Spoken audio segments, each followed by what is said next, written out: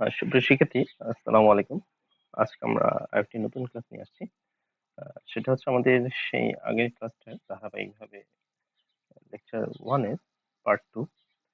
সেটা ছিল আমাদের ম্যানেজমেন্টের ফার্স্ট পার্টের প্রথম অধ্যায় এবং সেখানে আমরা অনেক কিছু শিখেছিলাম। আজকে পরবর্তী লেকচার থেকে দেখি আমরা পরবর্তী টপিক কি আছে আমাদের। পরবর্তী টপিক যেটা সেটা হচ্ছে আমাদের শিল্পের প্রকারভেদ। ঠিক আছে? খুব গুরুত্বপূর্ণ একটা জায়গা। আমরা সাধারণত জানি ব্যবসায়ে সাধারণত যেই বিষয়বস্তু আছে আমাদের শিল্প, বাণিজ্য, প্রত্যক্ষ সেবা এই জিনিসগুলো আছে আমাদের ব্যবসায়। খুব গুরুত্বপূর্ণ একটা টপিক এটা শিল্প। প্রথমে যদি আমি বলি শিল্প কাকে বলে? শিল্প হচ্ছে উৎপাদনের বাহন। মানে আমরা উৎপাদন করি কি দিয়ে? শিল্পের মাধ্যম দিয়ে উৎপাদন করে থাকি। আর যদি সংজ্ঞা আকারে যদি আসে তাহলে কিভাবে লিখতে হবে? শিল্প এভাবে লেখা যেতে পারে যে প্রকৃত পদার্থ ও কাঁচামাল সংগ্রহ করে যে প্রক্রিয়ায় মানুষের ব্যবহার উপযোগী পণ্যে রূপান্তর করা হয় তাকে কি বলা হয়? শিল্প বলা হয়। আমি আবারও বলছি, প্রকৃত পদার্থ ও কাঁচামাল ব্যবহার করে যে প্রক্রিয়া মানুষের ব্যবহার উপযোগী পণ্যে রূপান্তর করা হয় তাকে শিল্প বলা হয়। হ্যাঁ, তাহলে এবার দেখি শিল্পের প্রকারভেদ গুলো কি কি আছে। আমরা প্রথমে যেটা দেখিয়েছি প্রাথমিক শিল্প। কি শিল্প? প্রাথমিক শিল্প 1 নাম্বার পয়েন্ট। প্রাথমিক শিল্প আন্ডারে আমাদের যেগুলো আছে সেই জিনিসগুলো হচ্ছে আমাদের শিখতে হবে। সেটা হচ্ছে এই তিনটা। তাহলে কৃষি শিল্প কি? কৃষি শিল্প হচ্ছে আমাদের কৃষিকাজের সাথে জড়িত যেই ধরনের পণ্য আছে আমরা চাষাবাদ করে, যেমন ধান, পাট, তুলা, এই জিনিসগুলো মাটি পানি ব্যবহার করে আমরা যে কৃষিকাজের সাথে জড়িত এই পণ্যগুলো সাধারণত তাই হচ্ছে কৃষি শিল্প। এবং পণ্যগুলো আমরা চিনি ধান, পাট, চা, তুলা, এগুলো। মূলত হচ্ছে আমাদের যে প্রজনন শিল্প এবং হচ্ছে নিষ্কাশন শিল্প এগুলো আমাদের খুব ইম্পর্টেন্ট। প্রজনন শিল্প কি? তাহলে প্রথমে বলে প্রজনন শিল্প। প্রজনন শিল্প হচ্ছে মুনাফা অর্জনের উদ্দেশ্যে প্রাকৃতিক উপায়ে উদ্ভিদ ও প্রাণীর বংশ বিস্তার করার প্রক্রিয়াকে প্রজনন শিল্প বলা হয়। তাহলে আপনি মুনাফা অর্জনের উদ্দেশ্যে প্রাকৃতিক উপায়ে উদ্ভিদ ও প্রাণীর বংশ বিস্তার করবেন এবং সেটাকে আমরা সাধারণত বলবো প্রজনন শিল্প। যেমন আমি যদি বলি মৎস্য চাষ মানে মাছ চাষ করবো আমরা, হ্যাঁ, তাহলে মাছ চাষ হবে প্রজনন শিল্প। এরপর আমি যদি বলি নার্সারি, হ্যাচারি, ডেইরি ফার্ম, এগুলো হচ্ছে আমার প্রজনন শিল্প।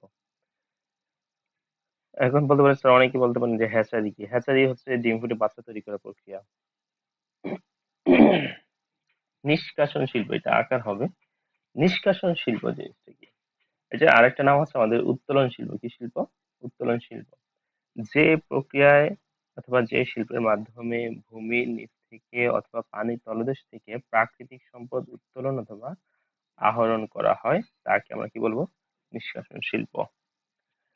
নিষ্কাশন শিল্পের এক্সাম্পল কি হতে পারে? যেমন মাটির নিচ থেকে অথবা পানির নিচ থেকে আপনি খনিজ তেল আহরণ করতে পারেন, আপনি খনিজ গ্যাস আহরণ করতে পারেন, কয়লা আহরণ করতে পারেন। এই ধরনের এক্সাম্পল গুলো আমার নিষ্কাশন শিল্প হিসেবে আইডেন্টিফাই হবে। এরপর আসি উৎপাদন অথবা প্রস্তুত শিল্প। এটা আমরা শিখবো, তবে এটার আন্ডারে আমাদের আরো কয়েকটি ভাগ আছে। সেই জিনিসগুলো আমরা একটু দেখি। 4টা ভাগ দেওয়া আছে। 2 নাম্বার উৎপাদন অথবা প্রস্তুত শিল্প। এই 4টা ভাগ আমরা ধীরে ধীরে করে দেখবো। হ্যাঁ, তাহলে প্রথম যে ভাগটা সেটা হচ্ছে আমার বিশ্লেষণ শিল্প। কি শিল্প? বিশ্লেষণ শিল্প। আচ্ছা, বিশ্লেষণ শিল্পের এক্সাম্পল গুলো হচ্ছে কেরোসিন তৈরি, পেট্রোল তৈরি, ডিজেল তৈরি, অকটেন তৈরি। হ্যাঁ, এখন প্রশ্ন হচ্ছে এগুলো কিভাবে তৈরি হয়?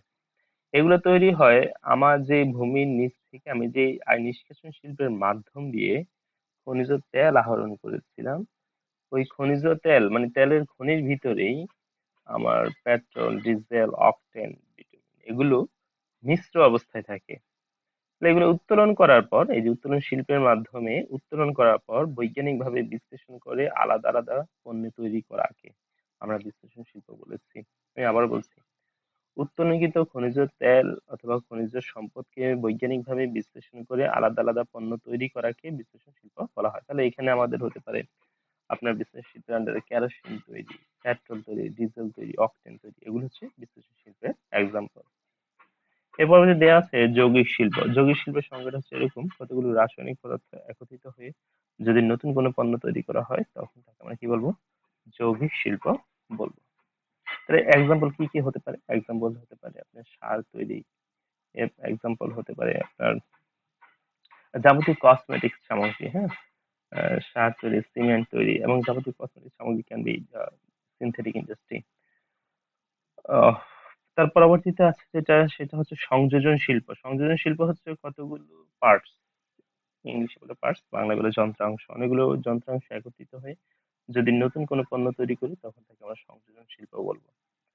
তাহলে কি এরকম একটা এক্সাম্পল দিই, যেমন মনে করেন একটা মোবাইল তৈরি, একটা মোবাইলে অনেকগুলো কি আছে, যন্ত্রাংশ আছে, যন্ত্রের অংশ আছে, এবং এই যন্ত্রাংশগুলো একত্রিত করে করে একটা মোবাইলে তৈরি করা হয়েছে, তারপর সেটা ব্যবহার উপযোগী হয়েছে। ঠিক তেমনি একটা কম্পিউটার, কম্পিউটারে কোনো অনেক নাট বল্টু পার্টস অনেক কিছু রয়েছে, সবকিছু একত্রিত হওয়ার মাধ্যম দিয়ে তারপরে একটা কম্পিউটার হয়েছে এবং সেটা ব্যবহার উপযোগী হয়েছে, তাকে আমরা সংযোজন শিল্পের অধীনে ফেলতে পারি। হ্যাঁ, প্রক্রিয়া ভিত্তিক শিল্প জিনিসটা কি? প্রক্রিয়া ভিত্তিক শিল্প হচ্ছে ধারাবাহিক কাজের সমষ্টির মাধ্যমে যদি কোনো পণ্য উৎপাদন করে থাকি তাহলে তাকে আমরা বলে থাকি প্রক্রিয়া ভিত্তিক শিল্প। যেমন পোশাক তৈরি, পোশাক ইন্ডাস্ট্রি, মানে পোশাক তৈরি, এটা হচ্ছে আমার প্রক্রিয়া ভিত্তিক শিল্পের অধীনে।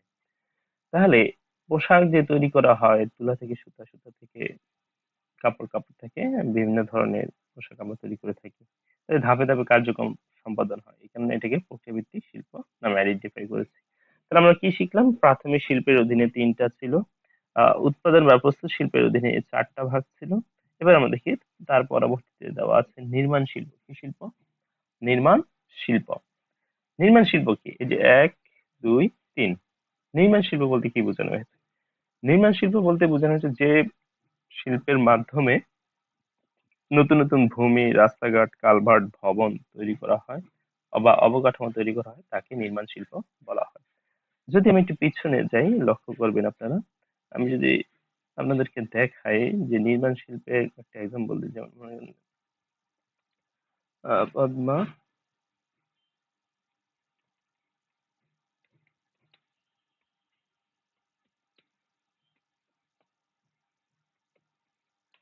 এখন এই যে পদ্মা সেতুটা, look at this. Launching and managing a WordPress website can feel overwhelming, but with managed WordPress hosting from It is the biggest and most challenging project Bangladesh have ever seen. The Podda Bridge, stretching more than 6 kilometers, is now ready to connect the capital to the southwestern region, home to about 30 million people. It will also allow unprecedented upgrades to improve communication, trade, and the economy. Tens of thousands of people showed up to express their support. Today, you all Cost more than $3 billion, is the country's largest infrastructure project. The Padma Bridge will not only significantly reduce the travel time and connect the country's southwest region with the capital, but is expected to initiate an economic boom in the area. তাহলে দেখেন, আমরা যে পদ্মা সেতুটা দেখলাম, এই পদ্মা সেতুটা যে তৈরি করা হয়েছে, এটি সাধারণত আমরা নির্মাণ শিল্পের একটা এক্সাম্পল হিসেবে আমরা দিতে পারি। হ্যাঁ, তো নির্মাণ শিল্পের এক্সাম্পল হিসেবে আমরা যদি সেটা দেই, এবং আরো হতে পারে, যেমন মনে করেন যে মেট্রো রেল তৈরি বা মেট্রো রেল নির্মাণ, সেটা কি হবে? নির্মাণ শিল্প হবে। হ্যাঁ? কর্ণফুলী টানেল তৈরি নির্মাণ শিল্প হবে। লুক এট দিস, সেবা পরিবেশক শিল্প, খুব গুরুত্বপূর্ণ একটা জায়গা। সেবা পরিবেশক শিল্প কি?